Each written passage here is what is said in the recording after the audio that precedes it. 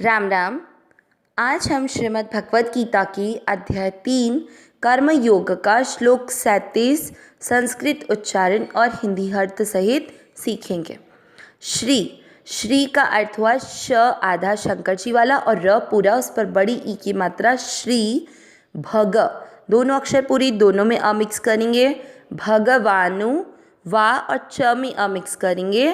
भगवानुवाच। श्री भगवानुवाच।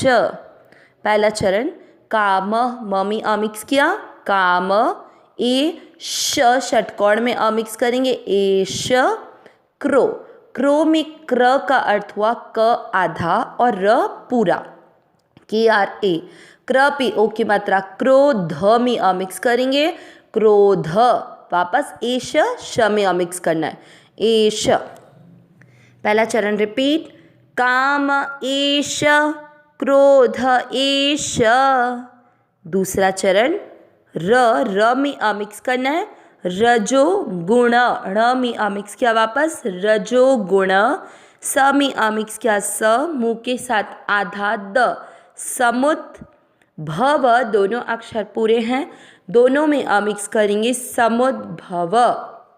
व में अ की मात्रा तो विसर्ग को पढ़ेंगे ह, समुद्भवः। सेकंड चरण रिपीट, रजो गुण समुद्भवः। पहला और दूसरा चरण साथ में, काम एष क्रोध एष रजो गुण समुद्भवः। तीसरा चरण म में अ मिक्स किया, महा।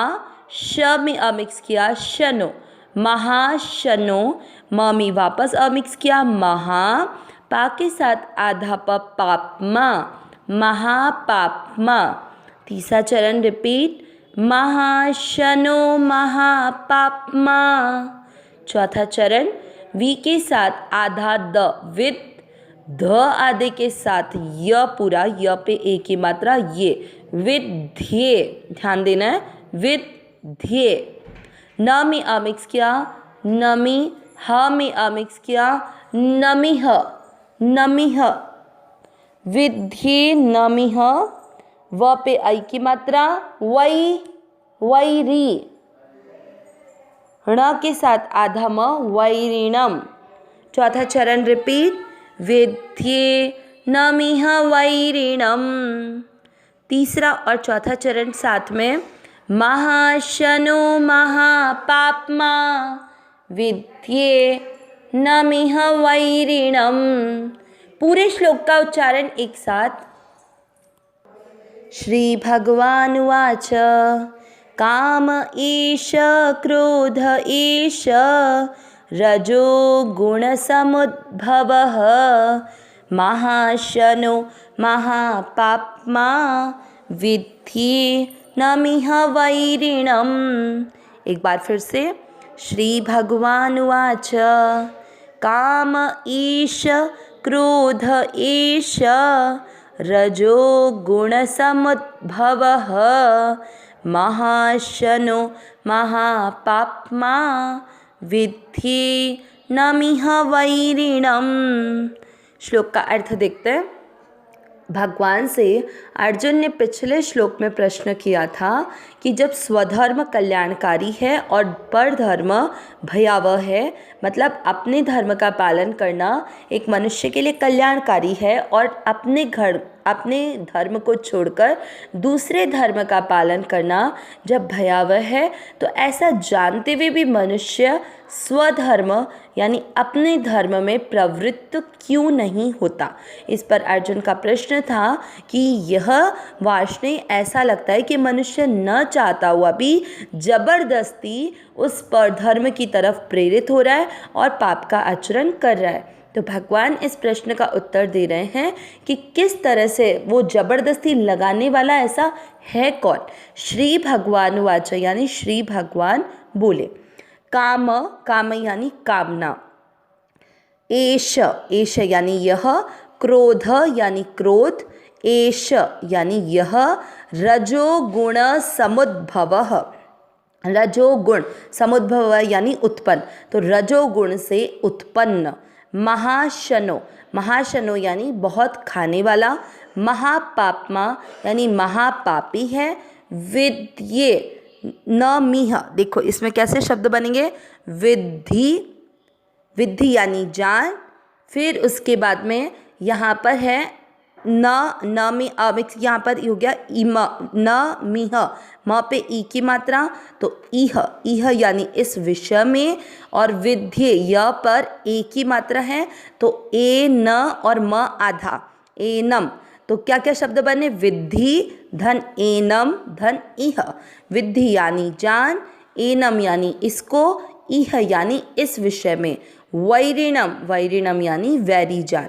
पूरा अर्थ निकला, श्री भगवान बोले रजोगुण से उत्पन्न यह काम अर्थात कामना ही पाप का कारण है, जो कि किस में हो जाता है, एश, और यह काम ही क्रोध में परिणत हो जाता है। ये बीच से शब्द बनाए गए हैं, भगवान ने उसको शॉर्ट में बोला, उससे अर्थ बनाया गया है कि रजोगुण से उत्पन्न कामना और क्रोध ही क्या हैं, बहुत खाने वाले और महापापी है, इस विषय में तू इनको वैरी जान। किन दो चीज़ों को भगवान ने वैरी बताया, कामना और क्रोध को। अब इस चीज़ को अपन पूरा अर्थ देखते हैं कि कामना हो रही कैसे है।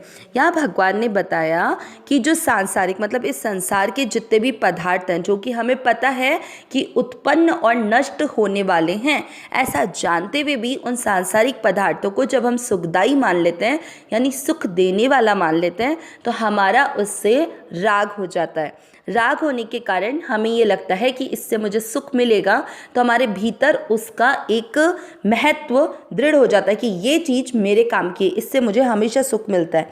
और जब ऐसा हमको सुख का अनुभव होता है तो हमें उससे और अधिक सुख लेने की इच्छा होती है, कामना होती है। तो इसीलिए जो पदार्थ नष्ट होने वाला है, हम उस पदार्थ को भी संग्रह करके रखते हैं। तो फिर संग्रह रखा, संग्रह करने से वापस उससे सुख लेने की कामना उत्पन्न हुई, कामना से वापस उस पदार्थों में हमारी क्या होगी, राग बढ़ेगा।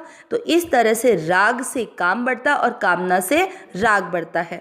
और इस तरह से एक इंसान जब उस वस्तु से इतना राग कर लेता है, इतना सुख पाने का अनुभव कर लेता है, तो फिर वह ये नहीं देखता कि इसको संग्रह करने के लिए, इसको पाने के लिए मैं चाहे कैसा कर्म कर रहा हूँ। अगर उसको पाप भी करना पड़ता है तो वो भी करता है। इसको आप किसी भी चीज़ से लेके देख सकते हो। आप ऐसा समझो कि आपको विद्या से धन अर्जित हो रहा है, तो आपको क्या है, पहले ये हुआ कि कामना पैदा हुई, क्या चीज़ की, जैसे आपको विद्या आपने किसी को सिखाया, उससे आपको धन मिला, धन मिलने से आपको एक खुशी हुई, ठीक है। खुशी होने से आपके मन में क्या हुआ, उसका एक महत्व जागृत हो गया कि इससे मुझे सुख मिलता है। अब जब मुझे उससे सुख मिलता है तो मैं उससे और कोशिश करूँगी कि मेरे को और अधिक धन मिले। तो उसकी पदार्थों का महत्व मेरे हृदय में जम गया, इसीलिए मेरी कामना बढ़ी और उससे राग भी बढ़ता गया। राग बढ़ने से मैंने और कामना जागृत की और उसको और पाने की कोशिश की। अब अगर मुझे सीधे हाथ वो धन नहीं मिल रहा, तो फिर मैं कुछ गलत रास्ता लेकर उस धन को प्राप्त करने की कोशिश करूंगी। तो ये क्या हो गया, पाप में प्रवृत्त हो गया, सिर्फ किसकी वजह से, कामना की वजह से। तो ये जबरदस्ती पाप की तरफ जाने का कारण क्या बन गया, कामना। अब फिर बताए क्रोध। क्रोध कैसे आता है, जब आपकी कामना है, मतलब आपको ये सांसारिक पदार्थ मिल जाए जिससे आपको अनुभव हो रहा है कि सुख मिल रहा है, जबकि वास्तविकता क्या है, कोई भी सांसारिक पदार्थ हमें सुख दे ही नहीं सकता, क्योंकि पदार्थ उत्पन्न और नष्ट होने वाला है।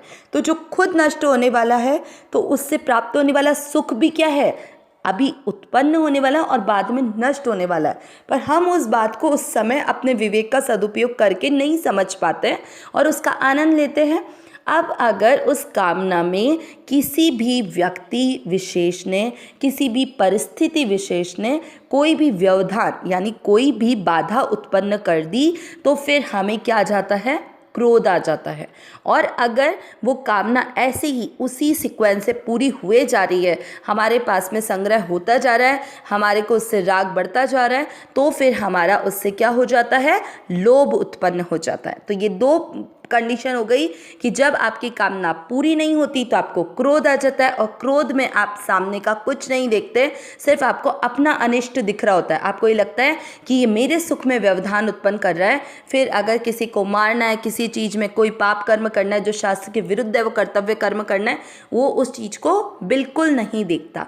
तो इस तरह से केवल 2 ही कारण हैं जो किससे उत्पन्न हुए, राग से। इसलिए भगवान ने पहले ही बोला था ये राग और द्वेष में स्थित होकर कोई भी कर्तव्य कर्म नहीं करने चाहिए, क्योंकि इस राग और द्वेष के कारण ही काम और क्रोध की उत्पत्ति होती है, और इसकी उत्पत्ति के कारण यह बहुत महान पाप के अंदर एक मनुष्य को प्रवृत्त कर देती है। तो ये 2 कारण भगवान ने बताया। अभी आगे वाले श्लोकों में भगवान और अर्जुन को इस बारे में समझाएंगे। अविनाशी सहज सुख राशि, हे नाथ, हे मेरे नाथ, मैं आपको भूलूं नहीं। नारायण नारायण नारायण नारायण।